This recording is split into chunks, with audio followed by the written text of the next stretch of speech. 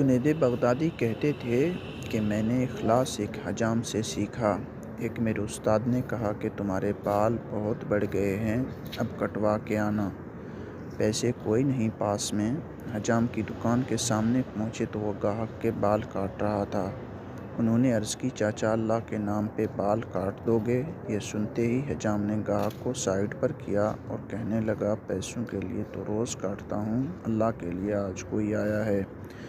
اب ان کا سر چوم کے کرسی پہ بٹھایا، روتے جاتے اور بال کاٹتے جاتے۔ حضرت جنید بغدادی نے سوچا کہ زندگی میں جب کبھی پیسے ہوئے تو ان کو ضرور کچھ دوں گا۔ عرصہ گزر گیا، یہ بڑے صوفی بزرگ بن گئے۔ ایک دن ملنے کے لیے گئے، واقعہ یاد دلایا اور کچھ رقم پیش کی تو حجام کہنے لگے، جنید تو اتنا بڑا صوفی ہو گیا، تجھے اتنا نہیں پتہ چلا کہ جو کام اللہ کے لیے کیا جائے اس کا بدلہ مخلوق سے نہیں لیتے۔